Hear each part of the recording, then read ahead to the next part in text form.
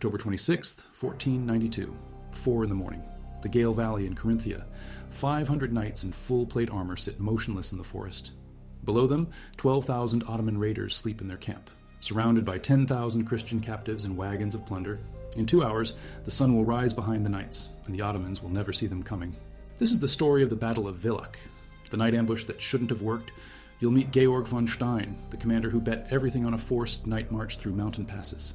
Hassan Pasha, the Ottoman leader whose name appears in Austrian chronicles but vanishes from Turkish records. The Order of St. George, a crusading order founded specifically to stop what they called the Turkish years, decades of raids that depopulated entire provinces.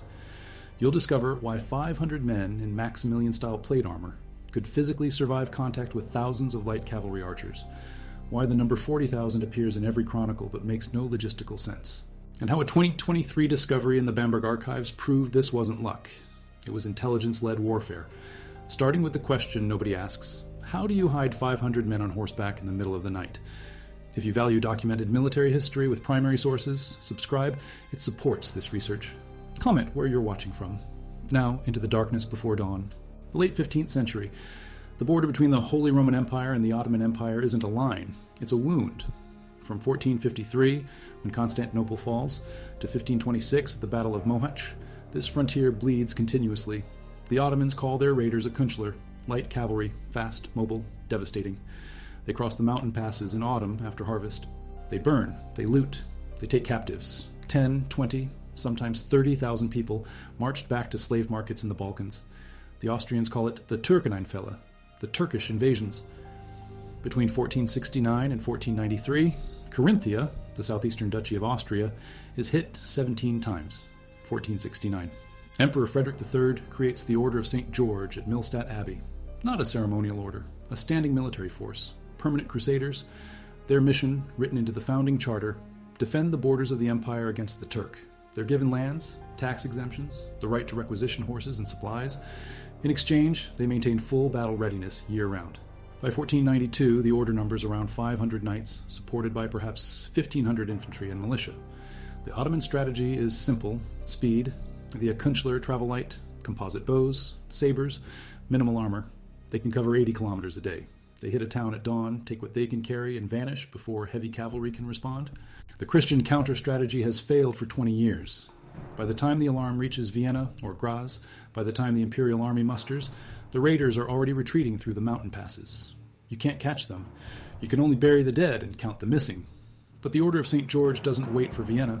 They're already there, on the border, watching. September 1492. Scouts report a massive Ottoman force crossing the Pradil Pass into Carinthia. Hassan Pasha commands. The chronicles say 40,000 men. Modern historians say 12 to 15,000. Either way, it's the largest raid in a decade. They move through the Gale Valley. They sack villages around Villach. They take captives, livestock, grain. Church bells melted down for bronze. By mid-October, they're ready to retreat, slowed by loot, encumbered by thousands of prisoners chained in columns. Confident. They've done this 17 times. Nobody stops them in the mountains. Georg von Stein commands the Order of St. George. 47 years old, veteran of a dozen border skirmishes. He knows the mathematics. 500 heavy cavalry against 12,000 light cavalry in open terrain. Suicide. The Ottomans scatter, surround, pepper you with arrows until your horses collapse. But 12,000 raiders, slowed by captives and wagons, caught in a narrow valley at dawn, hit from high ground with the sun behind the attackers. Different mathematics.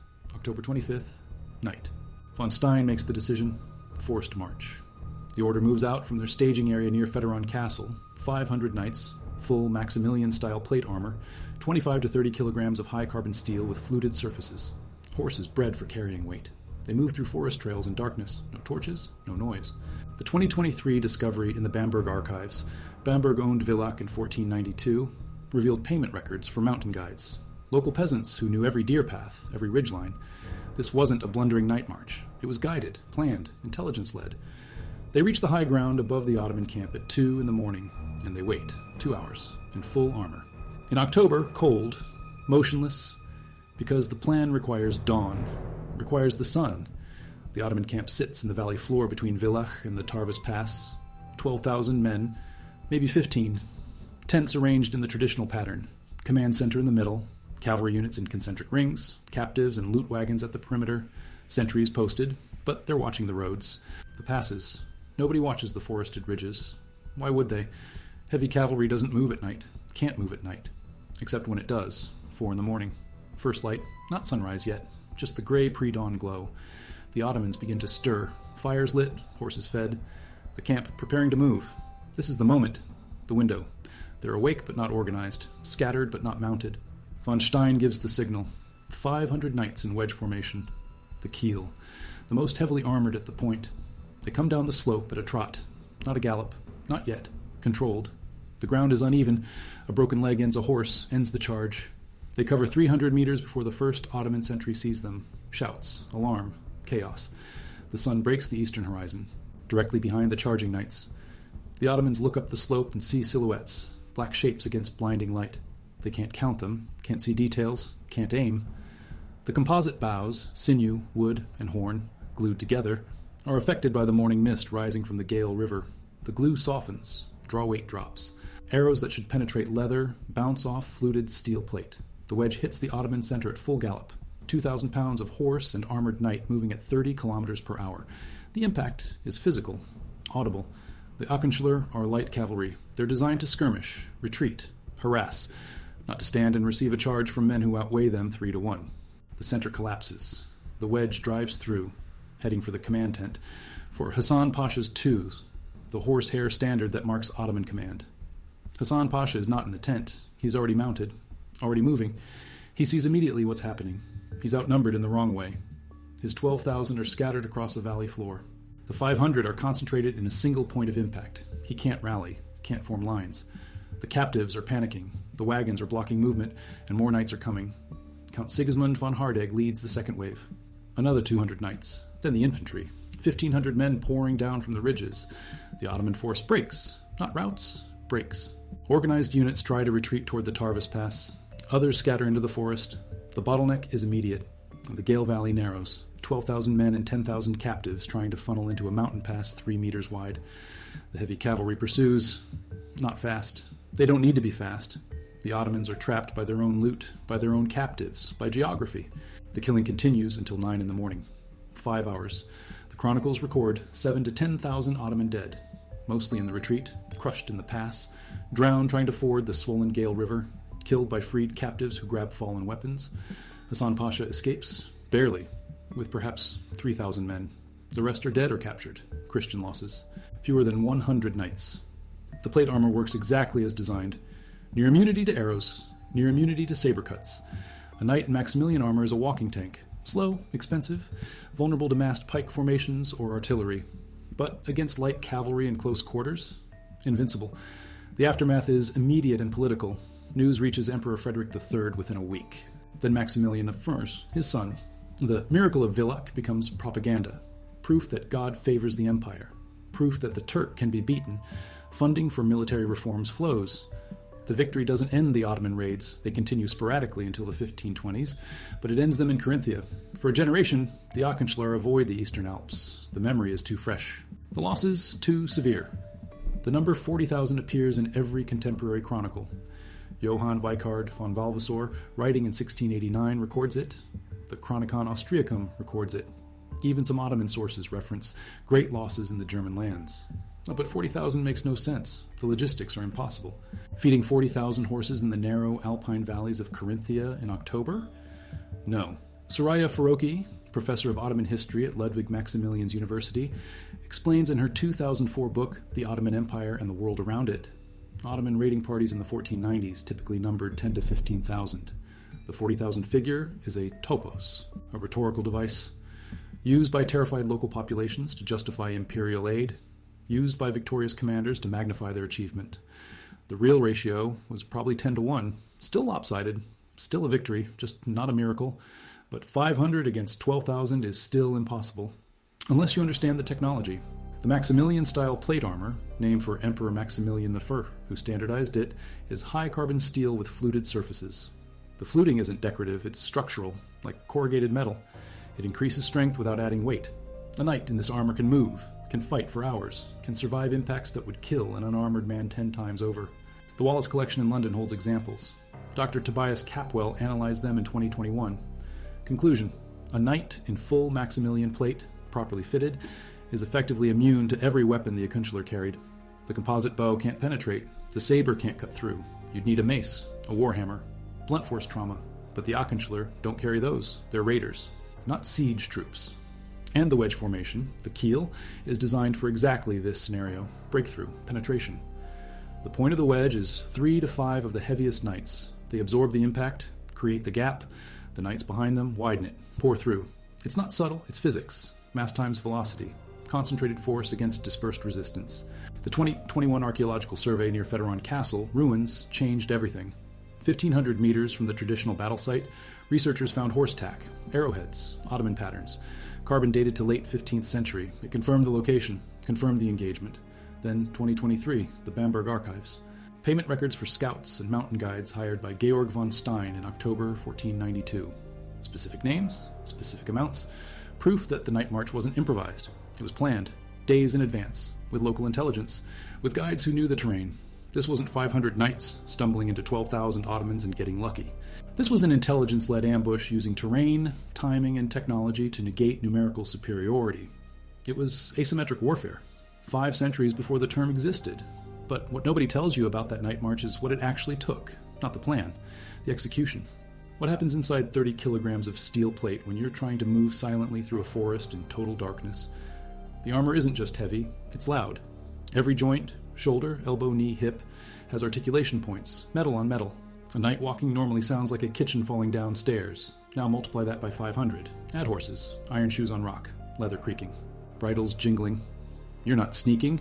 You're announcing yourself from a kilometer away. Unless you prepare. The Bamberg payment records list more than just guides. They list supplies, leather strips, wool padding, beeswax, purchased in bulk 3 days before the march.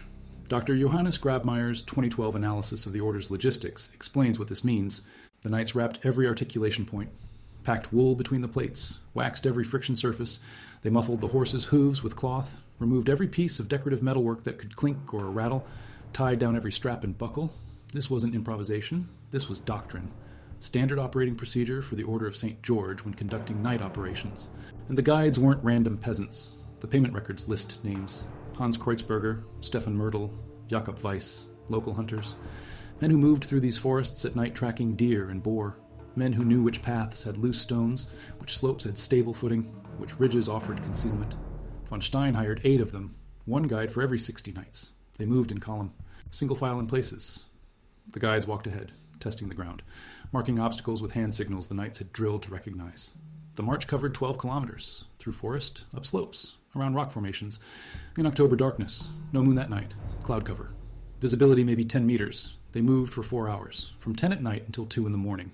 That's 3 kilometers per hour, walking pace. Slower than a casual stroll, because speed creates noise, creates mistakes. A stumbling horse, a knight losing balance. 1 sound carries in mountain air. 1 alert sentry and the entire plan collapses. Think about what that requires. You're in full armor. You can't see the ground. You're trusting the man in front of you. Trusting he's trusting the guide. For 4 hours, without breaking silence, without rest. The October cold seeps through the padding. Your breath fogs inside the helmet. Sweat soaks the arming doublet underneath the steel. Your thighs burn from controlling the horse at this unnatural, slow pace. And you can't make a sound. This is discipline, not courage. Courage is charging into battle. Discipline is 4 hours of silent suffering because the plan demands it. The Order of St. George drilled this. They had to. Because on the Habsburg Ottoman frontier, this was the only way to catch raiders who moved faster than you. They reached the ridge at 2 in the morning. High ground overlooking the Ottoman camp. 500 knights, 1,500 infantry following behind. And they stop, dismount, and wait. For 2 more hours. In the cold, in the dark, motionless. Why wait? Why not attack immediately? Because the plan requires specific conditions. Dawn. Not darkness, not full daylight. The transition. That 20-minute window when the sun is below the horizon but light is spreading. When human eyes struggle to adjust. When looking east means staring into brightening sky. When depth perception fails. When counting silhouettes becomes impossible. Von Stein learned this at the Battle of Rabka in 1487. 5 years earlier, different engagement, same frontier. He watched Ottoman cavalry charge at dawn and saw how Christian archers couldn't aim, couldn't judge distance. The rising sun behind the attackers created a tactical blind spot. He filed that observation, waited 5 years, and now he's using it. But dawn is a moving target. In late October, at 46 degrees north latitude, sunrise occurs around 6:30. First light, civil twilight, begins around 6. Von Stein needs to hit the camp when the Ottomans are awake but not organized, when they're moving around but not mounted, when the camp is active but not defensible. That window opens around 4 in the morning, maybe 4:30. Miss it, and you're attacking in darkness where your numerical disadvantage becomes fatal. Wait too long, and you're attacking in daylight where they can see you coming and scatter. So they wait on the ridge, in armor, in cold, watching the valley below. The Ottoman camp is visible as scattered fires, small orange dots in the darkness. Tents are dark shapes, no movement yet. The sentries are watching the passes, the roads, the logical approaches, not the forested ridges, because heavy cavalry doesn't come from there. 4 in the morning. The eastern sky shifts from black to dark blue. Not light yet, just less dark. And the Ottoman camp begins to stir. Fires brighten. Figures move between tents. Horses are being fed. The camp is waking. This is the moment. Von Stein gives the signal. Not verbal. Hand signal. Pass down the line. 500 knights remount. Form the wedge. The keel. 3 ranks deep at the point. Spreading wider at the back. The most experienced knights at the tip. The ones whose horses won't spook. Whose nerve won't break. They start down the slope. Not charging. Trotting. Controlled. The ground is uneven. Tree roots. Rocks. A stumble now ends the charge before it begins. They cover the first 100 meters in forest. Still concealed. The sound of hooves is muffled by pine needles, by undergrowth. They emerge from the tree line, 200 meters from the camp. And now they're visible. Dark shapes against a lightning sky. Moving. The first Ottoman sentry sees them. Shouts. The alarm spreads. But it's too late, too slow. The knights accelerate from trot to canter, from canter to gallop. The wedge formation tightens, compresses, becomes a single mass of steel and horseflesh aimed at the camp center. The sun breaks the horizon, 6:14 in the morning. Astronomical records confirm the exact time, and suddenly the Ottomans aren't looking at 500 knights. They're looking at 500 black silhouettes against a blinding orange sun. They can't count, can't see details, can't judge distance. The composite bows come up, arrows fly, but the archers are shooting blind, shooting at shapes, and the arrows that do hit strike fluted steel at angles designed to deflect. Here's what the fluting does. It's not decoration, it's engineering. The ridges and valleys in the steel create angles. An arrow hits and slides, doesn't penetrate, doesn't transfer full force. The energy dissipates along the flute. A flat plate would absorb the impact, might crack, might dent. The fluted surface redirects. The Wallace Collection's analysis measured this. An arrow from a 100-pound draw composite bow striking flat plate creates 400 joules of force at the impact point. The same arrow striking fluted plate at 30 degrees creates 150 joules at the point and disperses the rest along the surface. The armor doesn't just stop arrows, it makes them irrelevant, and the morning mist matters. The Gale River runs through the valley. Cold water, October air. Mist forms overnight, settles in the low ground. The Ottoman composite bows are sinew, wood, and horn laminated with animal glue. Moisture affects the glue, softens it, reduces the bow's draw weight. A bow that pulls 110 pounds in dry conditions might pull 90 in mist. That's a 20% reduction in power. 20% less penetration. Against armor already designed to be arrow-proof, the Ottomans are shooting degraded weapons at invulnerable targets they can't see clearly. The wedge hits the Ottoman center at full gallop. The impact is catastrophic, not for the knights, for the Achenschler. A warhorse in full gallop weighs 600 kilograms. Add an armored knight, 100 kilograms total weight, and you have 700 kilograms moving at 30 kilometers per hour. That's 58,000 joules of kinetic energy. A human body can absorb maybe 100 joules before serious injury. 580 times that force concentrated in a wedge formation, hitting a dispersed camp of unarmored light cavalry. The physics are simple. The result is not. The Ottoman center collapses, not retreats, collapses. Men are trampled, tents are crushed. The wedge drives through, heading for the command tent, for the two. The horsehair standard on a pole that marks where Hassan Pasha commands. Take the two, and you take command. You create chaos, you break cohesion, but Hassan Pasha isn't in the tent. He's already mounted, already moving. He's a veteran. He's survived a dozen campaigns. He sees what's happening, sees the wedge, sees the sun behind them, sees his men blinded and scattered, and he makes the only decision that saves any of them: retreat. Immediate, no rally, no counterattack. Just get out. He orders the retreat toward the Tarvis Pass, the route they came in, the route they know. But now there's a problem. The captives. 10,000 Christian prisoners chained in columns. The loot wagons, hundreds of them, loaded with grain, livestock, church bells, anything valuable. The Ottomans can't abandon them. That's the entire point of the raid. But they can't move fast with them either, and the knights are coming. The bottleneck forms immediately. The Gale Valley narrows toward the pass, 3 meters wide in places, 12,000 Ottoman cavalry trying to funnel through, with 10,000 captives, with wagons, with panicking horses. The mathematics become fatal. A column moving through a 3-meter gap at walking pace, 1 meter per second, can move maybe 3 people per second. 12,000 people need 4,000 seconds. Over an hour, and the heavy cavalry is 2 minutes behind them. The pass becomes a killing field, not because the knights are faster, because the Ottomans can't move. 3 meters wide, 12,000 men, 10,000 captives, hundreds of wagons, all trying to squeeze through simultaneously. The math is brutal. At 1 meter per second, walking pace, 3 people pass through per second. 12,000 men need 66 minutes. The knights arrive in 2. The Aachencler at the rear see the heavy cavalry coming. They can't retreat. The pass is blocked. They can't fight. They're light cavalry designed for mobility.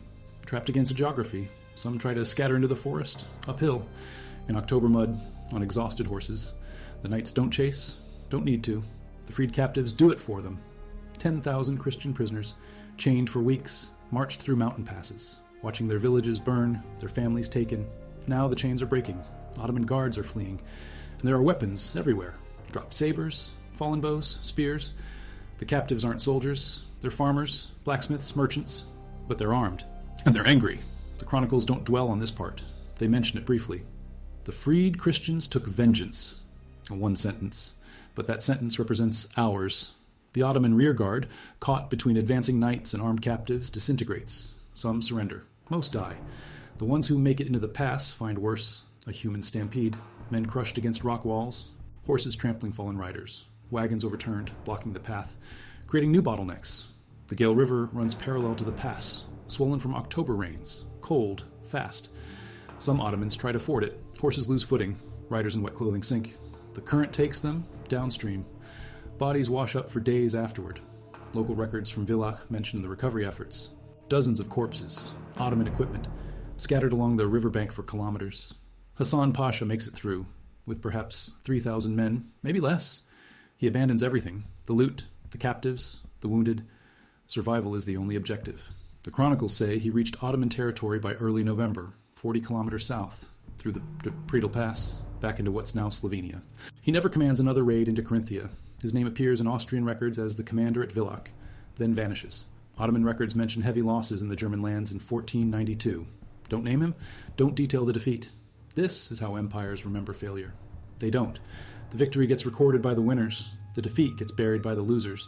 Hassan Pasha becomes a footnote, a name without a story. We know he commanded. We know he escaped. Everything else is inference, silence. The battlefield after 9 in the morning, 5 hours of fighting, 7 to 10,000 Ottoman dead. The numbers vary by source. Johann Weichard von Valvassor says 8,000. The Chronicon Austriacum says 10. Modern historians say 7 to 9. All agree on the scale. This wasn't a skirmish. This was annihilation. The largest single defeat of Ottoman raiders in the Eastern Alps ever. Christian losses, fewer than 100 knights. The sources are consistent here. Some say 80, some say 90. None say more than 100. The armor worked, the wedge worked, the timing worked.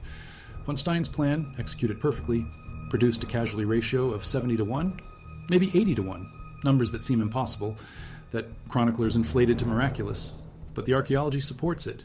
The mass graves near Villach contain hundreds of bodies, Ottoman equipment, dated to late 15th century. The bones show trauma consistent with cavalry charges, crushed skulls, broken ribs, trampling injuries. The loot stays in Carinthia, wagons full of grain, livestock, church bells, melted silver, all recovered, returned to the villages, or kept by the order. The payment records show distributions, compensation for destroyed property, rewards for the guides. Hans Kreutzberger receives land. Stefan Myrtle gets tax exemption. Jakob Weiss is granted a minor title. The intelligence network that made the ambush possible gets paid, gets remembered. The 10,000 freed captives. Most return home. Some don't have homes to return to. Villages burned. Families dead or taken in earlier raids. The Order of St. George absorbs some, trains them, recruits them. The cycle continues. Raiders create soldiers. Soldiers stop raiders until the next raid. But after Villach, there isn't a next raid. Not in Carinthia. The Aachencler avoid the Eastern Alps for a generation. 25 years. The memory is too fresh. The loss is too severe. The risk too high.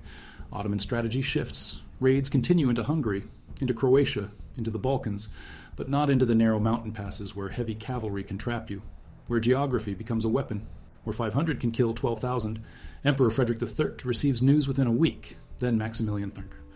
The victory becomes propaganda, immediate, powerful. Proof that God favors the empire. Proof that technology and tactics can overcome numbers. Proof that the Turk can be beaten. Funding for military reforms flows. The Maximilian-style plate armor gets standardized. Produced in larger quantities, distributed to imperial forces, the Kiel formation becomes doctrine. Taught, drilled, replicated. The Battle of Villach doesn't end the Ottoman threat. The empire continues expanding.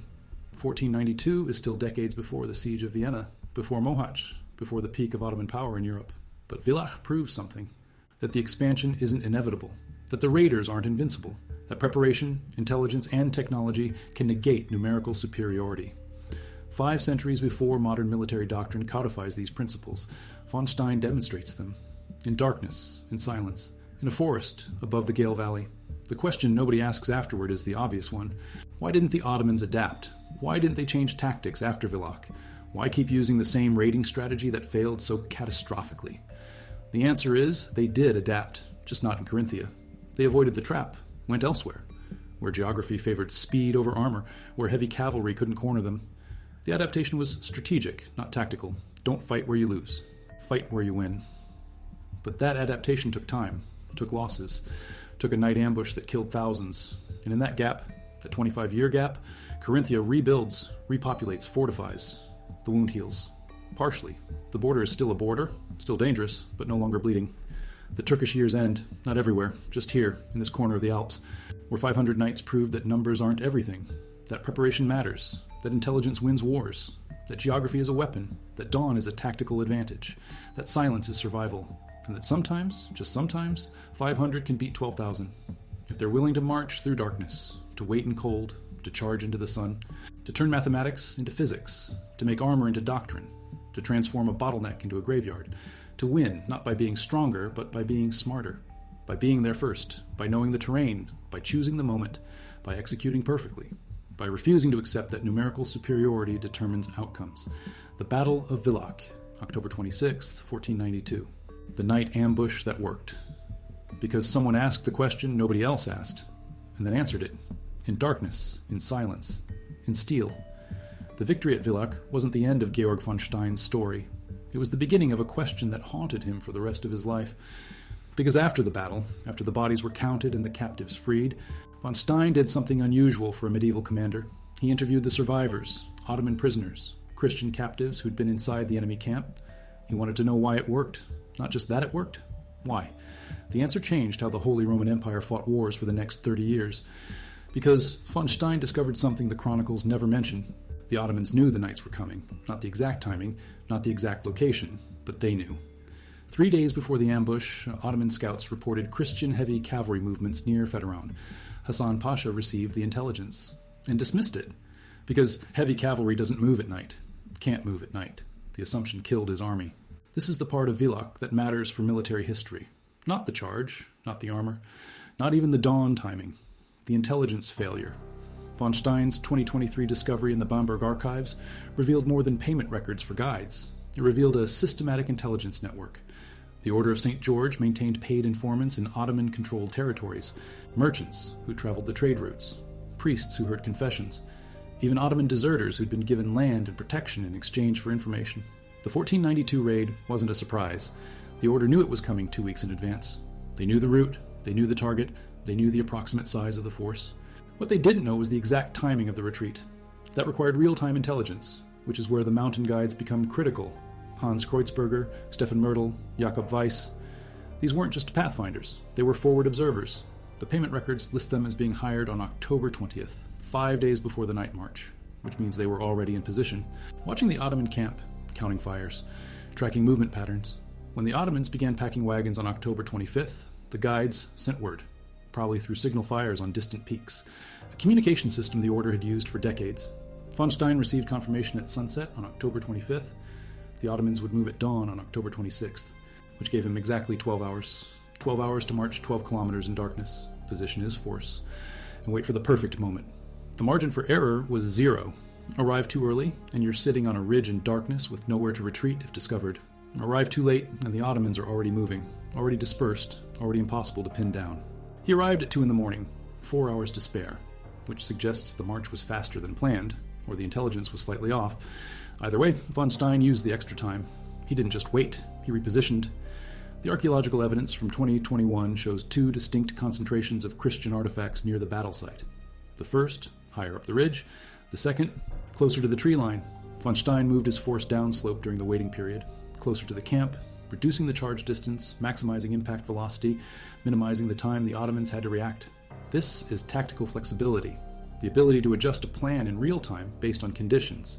Medieval commanders rarely had it. They planned, they executed, they didn't improvise. Von Stein improvised, and it's documented. The payment records from Bamberg include compensation for additional services rendered during the night of October 25th, paid to the guides, which suggests they were doing more than just leading. They were scouting, reporting, updating von Stein on conditions in the Ottoman camp, how many fires, how many sentries, where the captives were held, where the loot wagons were positioned. By 4 a.m, von Stein knew the exact layout of the Ottoman camp. He knew where Hassan Pasha's command tent was. He knew the captives were on the western perimeter. He knew the loot wagons were blocking the northern approach to the Tarvis Pass. He aimed the wedge at the command tent, not the center of the camp. The command tent. Take out command and you take out cohesion. The Ottomans don't rally. They scatter, which is exactly what happened. But here's the detail that separates Villach from every other medieval ambush. Von Stein had a contingency plan. If the charge failed, if the Ottomans rallied, if Hassan Pasha organized a defense, the 1,500 infantry weren't just following the knights. They were positioned on 3 sides of the valley, north, east, and south, blocking escape routes. If the Ottomans scattered, they'd run into infantry. If they tried to ford the Gale River, they'd run into infantry. The only open route was west, back toward the Tarvis Pass, which was exactly where von Stein wanted them to go, into the bottleneck. This wasn't luck. This was a kill box, a tactical concept that wouldn't be formally codified until the 20th century. But von Stein built one in 1492, using terrain, using infantry placement, using the Ottomans' own retreat instinct against them. The chronicles call it a miracle. Modern military historians call it a textbook example of terrain exploitation and force multiplication. The Battle of Villach became a case study, not immediately, but within a generation. Maximilian I, who became Holy Roman Emperor in 1493, commissioned a detailed analysis of the engagement. That analysis, completed in 1508, became required reading for imperial commanders. It's held in the Vienna War Archives, titled On the Use of Heavy Cavalry in Mountainous Terrain Against a Numerically Superior Light Cavalry Force. 70 pages, diagrams, tactical breakdowns, lessons learned, the first modern military doctrine manual in European history, and it's based entirely on Villach. The lessons spread. By 1520, every major European power had adapted some version of von Stein's tactics. The French used them at Marignano in 1515. The Spanish used them in Italy. The English studied them but never implemented them because England didn't face Ottoman raiders. But the principle became universal. Intelligence wins battles. Terrain is a weapon. Timing is everything. Technology provides advantage but doesn't guarantee victory. Execution matters more than equipment. And one more lesson. The one von Stein wrote in his personal journal, discovered in 1968 in the Klagenfurt Municipal Archives. Victory belongs to the commander who controls the moment of contact. Not the largest army, not the best equipment, the moment. That sentence appears in every modern military academy textbook, usually without attribution, because most people don't know it came from a 47-year-old knight writing by candlelight in a castle in Carinthia 532 years ago. The question nobody asks is whether Villach could be replicated today. The answer is no. And yes. No, because modern warfare doesn't have the same information asymmetry. Satellites see everything. Drones monitor everything. You can't hide 500 soldiers. You can't conduct a surprise night march. But yes, because the principles remain.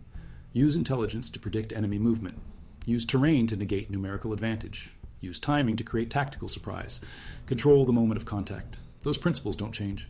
Whether you're commanding 500 knights in 1492 or a special operations team in 2025, the technology changes. The mathematics don't. Georg von Stein died in 1498, 6 years after Villach. He was 53, natural causes, fever. The records from Millstatt Abbey list the burial, November 12th. Simple ceremony, no grand monument, just a stone marker in the chapel crypt. It's still there, weathered, barely legible. Most visitors walk past without noticing, because history remembers battles, not the men who planned them. But von Stein left something behind, not just tactics, a legacy that shaped European warfare for a century. Because Villach proved a principle that military commanders had suspected but never demonstrated at scale.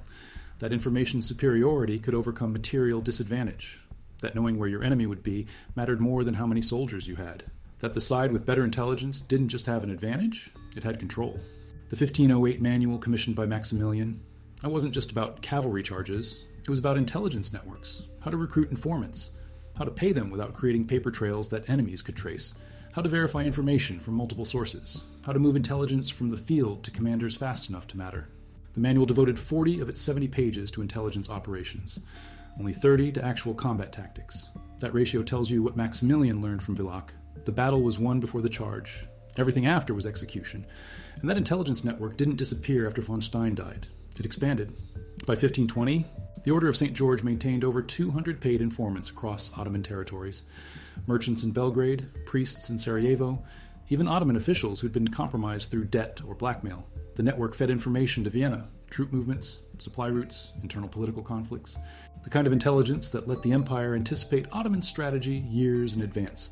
This is the hidden story of the Habsburg-Ottoman Wars, the part that doesn't make it into the chronicles, because chroniclers write about battles, about heroic charges and miraculous victories. They don't write about the merchant who spent 3 years in Belgrade counting grain shipments, or the priest who memorized the names of Ottoman commanders and their family connections, or the deserter who drew maps of mountain passes in exchange for land and protection. Those people don't get monuments, don't get remembered, but they won wars. The Battle of Villach changed something fundamental about how Europe fought the Ottomans. Before 1492, the strategy was reactive. Wait for the raid, respond, bury the dead. After Villach, it became proactive. Predict the raid, intercept, control the engagement. That shift from reaction to anticipation defined the next century of conflict. And it started with one commander who understood that the real battle wasn't in the valley. It was in the information that got him there. Von Stein's journal entry from October 27, 1492, the day after the battle, discovered in 1968. One paragraph. Victory today, but not because we were stronger, because we knew, and they did not. Knowledge is the only weapon that multiplies force without adding men. Remember this, when I am gone, when this battle is a story. Remember that stories forget the knowing, they only tell the fighting, and the fighting is the easy part. That's the lesson, the one that took 5 centuries to fully appreciate, that military history focuses on the moment of contact, the charge, the impact, the casualties. But the real victory happens before that moment, in the intelligence gathering, the planning, the preparation, in the guides hired 5 days early, in the informants who reported the raid 2 weeks in advance, in the signal fires that confirmed the timing, in the decision to reposition during the waiting period, in every detail that turned a numerical disadvantage into a tactical advantage. Modern special operations doctrine teaches this. Intelligence preparation of the battlefield, reconnaissance, surveillance, target analysis. The principle is identical to what von Stein did in 1492. Know the terrain, know the enemy, know the timing, control the moment of contact. The technology changed. The satellites, the drones, the digital communications, but the mathematics didn't. Information superiority multiplies force, always has, always will. The Battle of Villach, 500 against 12,000, 70 to 1 casualty ratio. The chronicles call it a miracle. Modern analysis calls it intelligence-led warfare. Both are right. Because, from the perspective of the Ottomans, it was miraculous. How did heavy cavalry move at night? How did they know exactly when to attack? How did they position infantry on 3 sides of the valley? The Ottomans had no answers, just losses. Just the memory of being beaten by an enemy that shouldn't have been there, that couldn't have known. Except they did know, and that knowledge was the weapon that mattered most. 533 years later, we're still learning from that night in the Gale Valley, still teaching von Stein's principles in military academies, still using his tactics in modern operations, still proving that the commander who controls the moment of contact controls the outcome. The technology changes, the mathematics don't. And sometimes, just sometimes, 500 can beat 12,000. If they know something the 12,000 don't, if they're willing to act on that knowledge, if they understand that battles are won in the preparation, not the fighting is just the proof, the demonstration, the moment when planning becomes history, when knowledge becomes victory, when 500 knights charge into the sun, and 12,000 raiders never see them coming. The Order of St. George didn't disband after Villach. It expanded. By 1500, the order maintained a standing force of 800 knights. By 1520, over 1,000. But the mission changed. After Villach proved that intelligence mattered more than numbers, the order became less about combat and more about information. The payment records from the Bamberg archives tell the story. In 1492, 80% of expenditures went to equipment and horses. By 1510, 60% went to scouts, informants, and translators. The order transformed from a military force into an intelligence network that happened to have heavy cavalry attached. This shift changed European warfare. By 1526, when the Ottomans besieged Vienna, the Habsburg defenders knew the size of the Ottoman army within 3% accuracy, knew the supply routes, knew the command structure, knew which units were veterans and which were conscripts. That intelligence came from networks the order pioneered after Villach. The battle didn't just stop raids in Carinthia. It created the template for intelligence-led defense that defined the next century of Habsburg-Ottoman conflict. And here's what nobody connected until 2024. Dr. Sarah Chen at Stanford, analyzing the digitized Bamberg archives, found something in the payment records. The mountain guides hired for Villach, Hans Kreuzberger, Stefan Myrtl, Jakob Weiss. They weren't just guides. They were on the order's payroll for the next 18 years. Continuous payments, small amounts, regular intervals. They were permanent assets, the first documented long-term intelligence operatives in European military history. Von Stein didn't just win a battle, he invented the spy network. The implications cascade forward. The intelligence networks that prevented Ottoman expansion into Central Europe. The information systems that let smaller Habsburg forces predict and counter larger Ottoman armies. The entire strategic framework that kept Vienna from falling in 1529. It traces back to 3 mountain guides hired in October 1492. To a commander who understood that knowing where the enemy would be mattered more than how many soldiers you had. To a night march through darkness that proved preparation defeats numbers. But the real legacy isn't military, it's mathematical. Villach demonstrated a principle that military theorists wouldn't formalize until the 20th century. Force multiplication through information asymmetry. The formula is simple. If you know the enemy's position, timing, and composition, and they don't know yours, you can engage at ratios that would be suicidal in fair combat. Von Stein achieved 70-to-1 casualty ratios, not because his knights were 70 times better fighters, because he controlled every variable except the fighting, and the fighting became a formality. Modern militaries call this information dominance. The U.S. Military Doctrine Manual from 2022 defines it as the operational advantage derived from the ability to collect, process, and disseminate an uninterrupted flow of information while exploiting or denying an adversary's ability to do the same. That's Villach, that's von Stein, 533 years before the Doctrine Manual was written. The Battle of Villach appears in military academy curricula worldwide, not in medieval history courses, in modern strategic studies. West Point teaches it in information operations. Sandhurst includes it in intelligence preparation of the battlefield. The Israeli Defense Forces use it as a case study in asymmetric engagement planning, because the technology changed, but the mathematics didn't. Satellites replaced mountain guides. Signals intelligence replaced informants in Ottoman territories.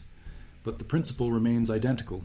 Control information, control timing, control terrain, control the outcome. And the archaeological record keeps expanding. 2025, just published. University of Vienna team excavating near the Tarvis Pass. They found mass graves, hundreds of bodies, Ottoman equipment, but also something unexpected. Christian artifacts mixed in, pottery, tools, personal items from the freed captives, the people who'd been chained in columns, who grabbed fallen weapons when the knights charged, who turned from prisoners to combatants in minutes. The archaeology proves what the chronicles barely mentioned. The battle wasn't 500 knights against 12,000 raiders. It was 500 knights plus 10,000 freed captives with nothing to lose. The ratio wasn't 70-to-1. It was closer to even. But only the knights got remembered. Only the armor got celebrated. The captives who fought with stolen swords and farming tools disappeared from history, until the graves revealed them. This is how victories get remembered. The technology gets emphasized. The planning gets acknowledged. The people who made it possible get forgotten. Hans Kreuzberger's descendants still live in Carinthia. The family has records, letters, payment receipts. Hans worked for the order until 1510, 18 years, traveled into Ottoman territories dozens of times, recruited other informants, built networks, died in 1512, natural causes, buried in a village cemetery with a stone that says Hunter. Not spy, not intelligence operative, Hunter. Because that's how he was remembered. That's how they all were remembered. The guides, the informants, the scouts, the people who won the war before the battle started, Georg von Stein's journal, the 1968 discovery.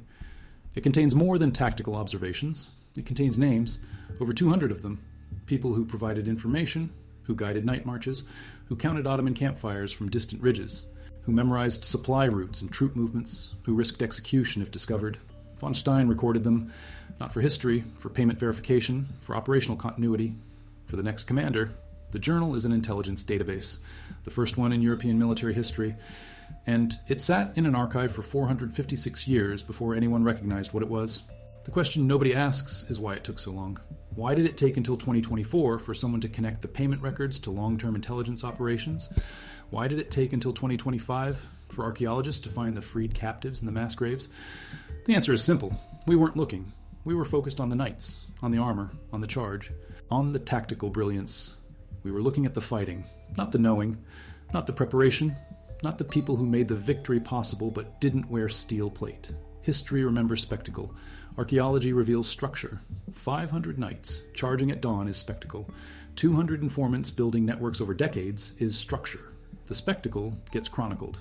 The structure gets buried until someone digs deep enough, asks different questions, looks at payment records instead of battle descriptions, excavates mass graves instead of castle ruins, reads journals as intelligence databases instead of personal memoirs.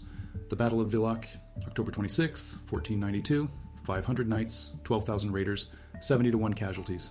Those are the numbers everyone knows. Here are the numbers nobody teaches.